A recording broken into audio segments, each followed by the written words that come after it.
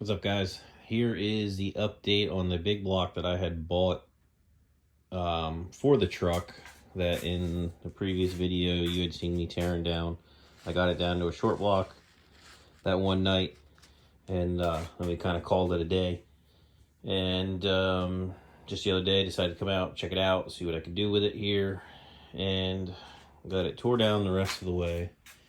And here is the crankshaft. These mains are in terrible shape. The rods aren't so bad. Could probably polish out the rods. Some of the mains could polish, but like that one there, I mean, you can, all that stuff all catches your fingernail. All that catches your fingernail. I mean, it's not good. The mains are pretty trashed.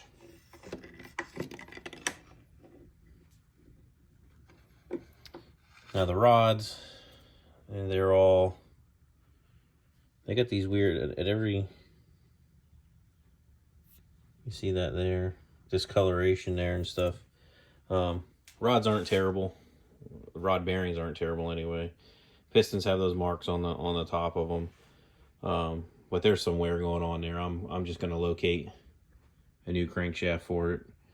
New set of connecting rods. I have some stuff in the works online that I found. Hopefully pick up this weekend. And then what to do with this. Piston wise, I don't know if I'm going to stay. Cylinder heads I put over there on the shelf. I don't know if I'm going to stay with those cylinder heads or not. Initially it was just going to be a ring and hone job. Take the heads in, have a valve job done on them, and be done with it. And that kind of has turned into what we have going on here. The thing is I wasn't going to make it a real radical engine. I wasn't going to be sinking in a whole bunch of money into this motor. Just kind of trying to mimic what Richard Holdner did on YouTube with his big blocks, his 454s Gen 6 that he put, turbos on or whatever, and, made a couple hundred more horsepower than it was stock. Thoughts were to make about 450 horsepower with it, put in the truck to be a bracket truck, the car, make something maybe a little more out of the car. But, I don't know, since now I got to go through all this, I'm going to put a crank in, I'm going to put pistons in it, I'm going to put rods in it. The option was there to go to a stroker setup too, make 540 inches out of it. But again, it all comes down to time and money. And if I got two of those cars, it's kind of tough to split all that between there. I'm trying to do everything on a budget. Teach my daughter. She really likes the truck, so we're going to keep the truck for her, get her into the junior series that they have going on around these tracks, which is where your child can go out and you can teach them to run the car, and they can run the car, but a parent has to be in the passenger seat with it. And I think they need to be 14 or 15 years old to do it. So we're coming up on that. We got a little bit of time, about a year for Ava to do that, get her trained in there and teach her how to do the stuff to it. So try not to make the truck real crazy for that aspect of it, because she doesn't need something like that. So, but now since I got to put pistons in it, we'll go 30 over with it just so we got a good clean bore. I mean, I still had thoughts of just putting a crank and rods in it and putting a stock piston back in it and honing it, but I guess I kind of want to make it as efficient as possible and, at least say, make it reliable. I don't want to put it together and then still have an issue, or if it's eating oil or whatever, I just don't want to deal with that. So we'll just do it right, with a couple extra dollars to do it the correct way. But as far as building it as radical, I don't think that's going to happen. Cylinder head wise, I'm kind of in the market looking for, wanted to put an aluminum head on to keep the weight off the front of the truck. And, the aluminum head will work a little better. Even the little Chinese heads that they have for these things work pretty well. You're not going to set the world on fire with them. You still need to send them to the machine shop. So that all ends up being a cost, and then there's stock heads out there, the older stock heads that guys use. But the problem with the big blocks is they have such a big chamber that you lose all your compression. And with these stock pistons and stock cast heads on this thing, you're limited on your cam selection and stuff. And even when you get into putting springs in there for the bigger camshafts and everything, you're limited to how big of a spring you can put there. So it's kind of, it's going to be a full rebuild. And like I said, I have cranking rods located that I'm going to go pick up hopefully tomorrow morning. Then it comes to pistons. I need to decide. I think it'll all clean up 30 over. So we go 30 over, but then do I go 30 over the flat top again? If I go the flat top, then I put the stock heads back on it. If I go with any kind of a dome, you can't use the stock heads because these have a unique chamber in the head. So then the thing is, do I look up for, say, even like a old 60s, 70s muscle car performance head? Now, I know the car I just found out has 781 heads on it, which are just passenger car heads that have had work done to them or whatever. And I guess this car is dipped into the 9s. So I mean, that's a pretty good runner there, and that might be something that I could look into. But anyway, guys, that was the quick update on the truck motors while I had things going on here. If you have some ideas or even parts, you know, I'm always open to purchasing parts off anybody that sees this and has some stuff that I could use. This is a Gen 6 big block Chevy from a 96 to 2000 era. So it's a hydraulic roller setup, and that's the way I wanted to keep it, low maintenance on a hydraulic roller. So if you got something, let me know.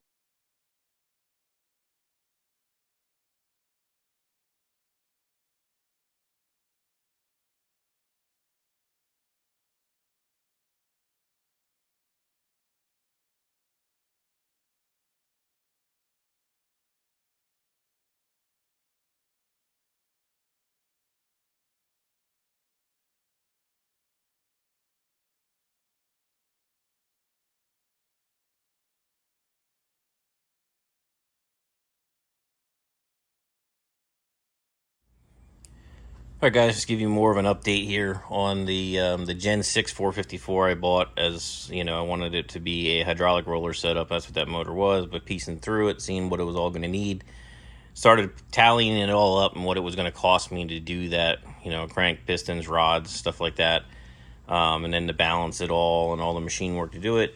I mean, I was up in the $3,000 area for the short block.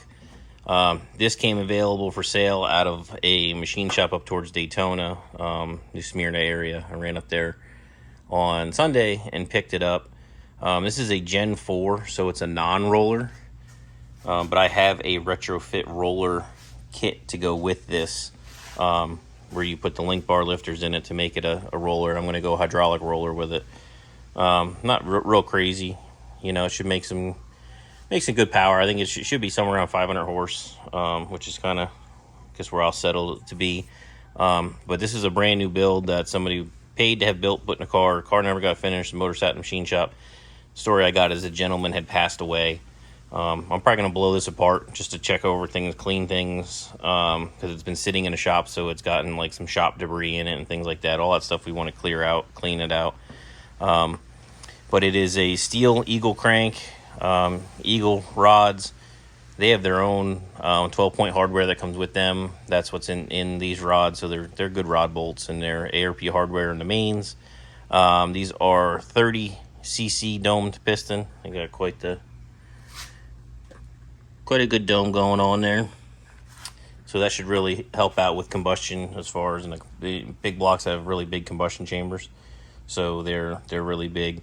It came already fully machined, fully assembled. This being 30 over makes it a 461. It's got an SFI balancer on the front. It's got an SFI flex plate on the back that is balanced with the motor.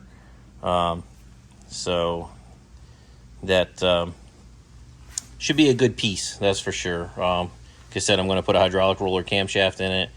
Keep with that theme going on there, so it's something that's going to be low maintenance. Come in here and see. Got the link bar lifters for that. Brand new Melling M77 HV oil pump for that. The pickup is there. Electric water pump, Barry Grant 400 pump, fuel pump back there for the truck, air motive regulator, air motive filter. Up here then there's the pan. That's the camshaft out of the old motor. The gentleman didn't want it, so we're gonna chuck that. Balancer's right over there. 850 carburetor sitting there. It's a Proform 850. Timing set there, aluminum Edelbrock timing cover. So we got some good pieces to go in it. Haven't picked camshaft yet, and got to figure out some cylinder heads for it. I'm kind of on the fence. I mean, I wanted aluminum ones, just kind of save some weight off the nose of the truck with putting a big block in it. But it looks like, just funding wise, some of the money I spent some of my cash on that other motor, and then spending, what I paid for this and everything, kind of at a standstill now. Money wise, got to get some more money together and see what we come up with. But if you have a good set of big block heads, one was recommended if I was going to go cast, would be a 990 cast cylinder head. That's the casting number on it. Big chamber, or big open chamber deal. Very big ports, flows very well. So if you got anything along those lines, by all means hit me up. Be looking in the market for some stuff for it. But that's all I got on that truck motor there. The car, we did an oil change on it, did the rear gear oil on it, did trans oil, did filter on the motor, ran the valves in the motor. There's a leak in the third member. I fixed that leak. Found a problem with the wheel stud. I'm going to fix the wheel stud, get that back together, get it set on the ground. There's a few wiring issues I want to address, kind of just where they ran wires. Everything works fine on the car.